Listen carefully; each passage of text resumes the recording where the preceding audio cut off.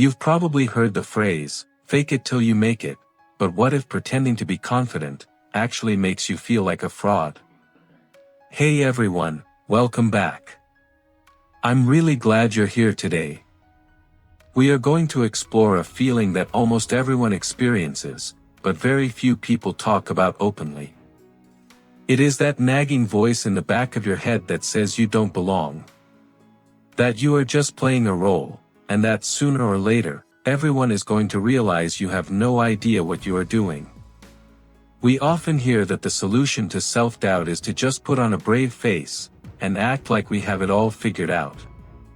But experts and psychologists are starting to suggest that this popular advice might actually be fueling the very insecurity we are trying to escape.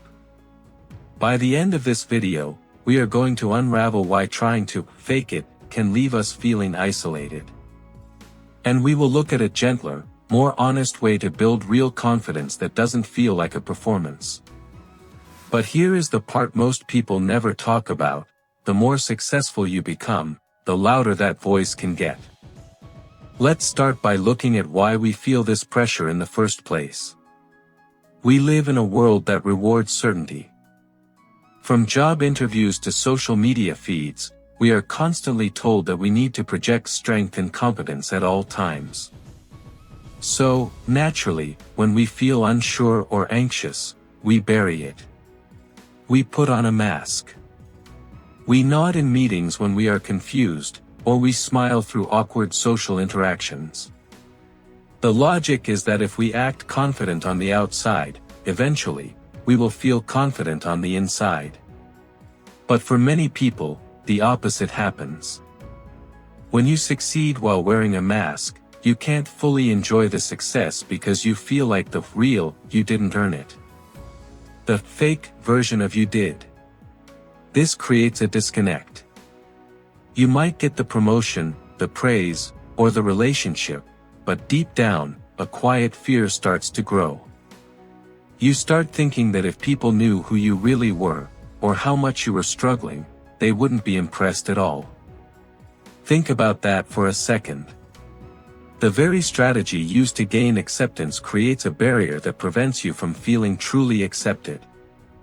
And here's where things get really interesting regarding how our minds process achievement.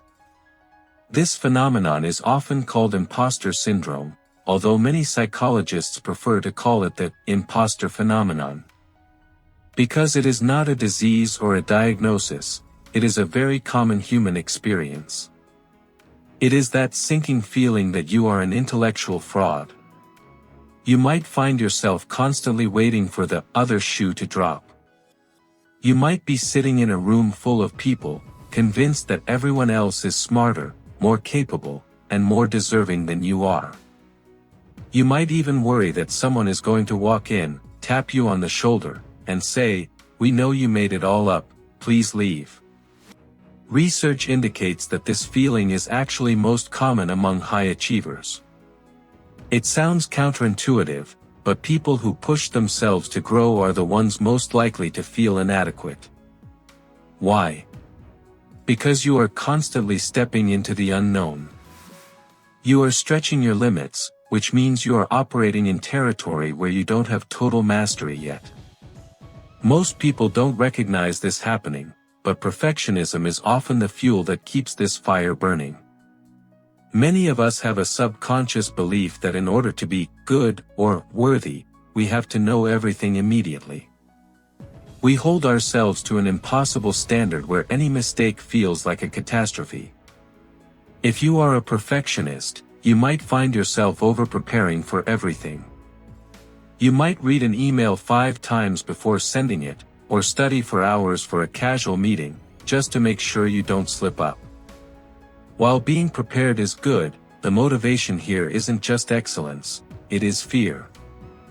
It is the fear of being found out.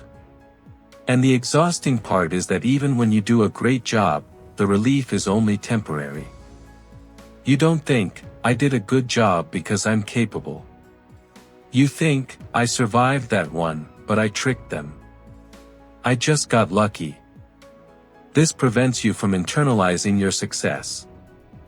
You deflect praise, saying things like, "Oh, it was a team effort," or "It wasn't a big deal," because accepting the compliment feels like accepting a lie. This next insight might explain so much about why this cycle is so hard to break. It stems from something called pluralistic ignorance. This is a fancy term for a simple concept: we compare our chaotic insides to everyone else's polished outsides. When you look at your colleagues or friends, you see their results.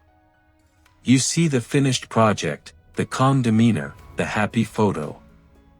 You don't see their internal doubts, their sleepless nights, or the anxiety they felt 5 minutes before the presentation. But you have 24-hour access to your own self-doubt. You know every insecure thought you have ever had. So, when you compare your full, messy reality to their highlighted, edited exterior, you inevitably feel like you are lacking. You assume everyone else has a manual for life that you somehow missed. But the truth is, most people are just figuring it out as they go, just like you. We are all improvising. But because we don't talk about it, we all feel alone in the experience. But here's the twist that turns "fake it till you make it" into a trap. When we hide our struggles to appear perfect, we deny ourselves the chance to be supported. If you never ask a question because you are afraid of looking stupid, you never learn the answer, which keeps you feeling unsure. It becomes a self-fulfilling prophecy. By trying to look like you know everything, you prevent yourself from actually learning. Vulnerability is often seen as a weakness, but in reality, it is the quickest path to connection and growth. Think about the last time someone you admire admitted they were struggling or didn't know the answer. Did you think less of them? Probably not. You likely felt a sense of relief and respect. You probably thought, "Wow, they are human too." Yet, we rarely extend that same grace to ourselves. We treat our own lack of knowledge as a character flaw, rather than a natural part of the learning process. So, how do we step out of this trap without falling apart? We have to shift our perspective. Instead of faking it till you make it, many communication coaches suggest we try practicing it till we become it. The difference in wording is subtle, but the difference in feeling is massive. Faking implies deception. Practicing implies learning. When you are practicing, you are allowed to be imperfect. You are allowed to be a beginner. It shifts the focus from proving your worth to improving your skills. It allows you to say, "I am not an expert at this yet, but I am committed to figuring it out."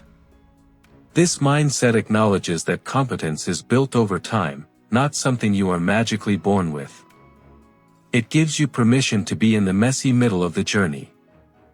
You're not failing, you're simply human. And the fact that you care so much is exactly why you feel this way. Here's the surprising part about confidence. Real confidence isn't the absence of doubt. It is the willingness to move forward despite the doubt. It is knowing that you can handle failure if it happens. When you stop spending all your energy trying to hide your flaws, you free up that energy to actually do the work. You might find it helpful to start cataloging your wins. Our brains are wired to remember failures vividly, and forget successes quickly. To combat this, some people keep a hype file or a smile file, a folder where they save nice emails, notes of praise, or lists of difficult things they have overcome. When the imposter feelings hit, looking at concrete evidence of your competence can help ground you in reality. It reminds you that your track record is actually much better than your anxiety is letting you believe. This next part explains why the feeling never seems to go away, no matter how successful you get. As you climb higher, the stakes get higher, and the room gets bigger. Every new level of success brings a new level of, "I don't know what I'm doing." A graduate student feels like an imposter, a new manager feels like an imposter, a CEO feels like an imposter. The feeling doesn't disappear, you just get better at managing it. You learn to recognize the voice of doubt as a sign that you are growing, not a sign that you are failing. It means you are pushing against the boundaries of your comfort zone.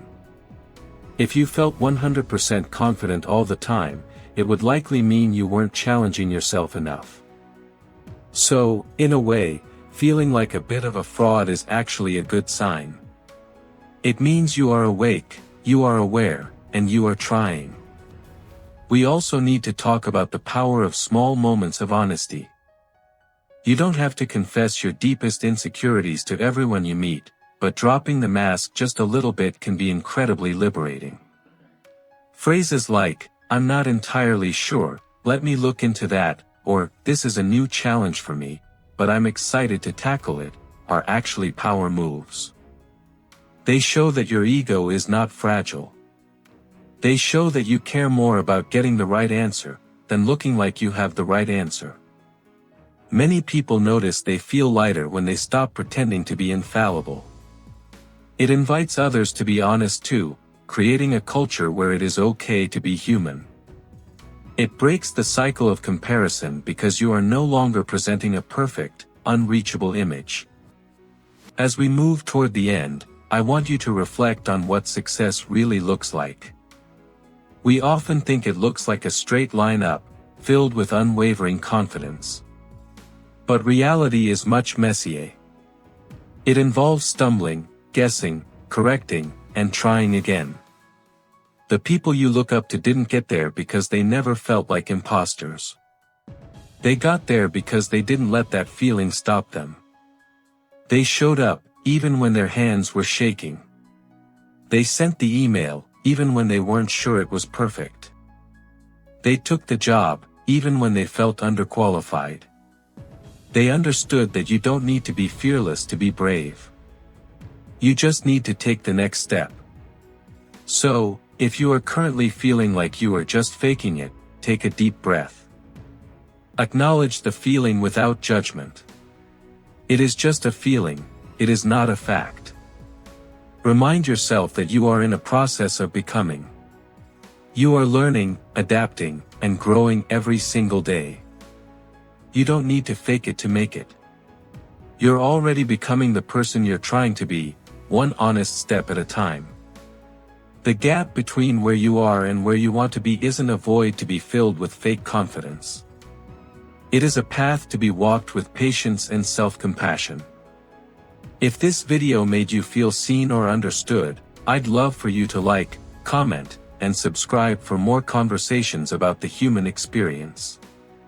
Share your own story in the comments, you'd be surprised how many people are feeling exactly the same way.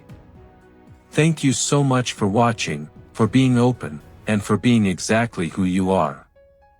I'll see you in the next video.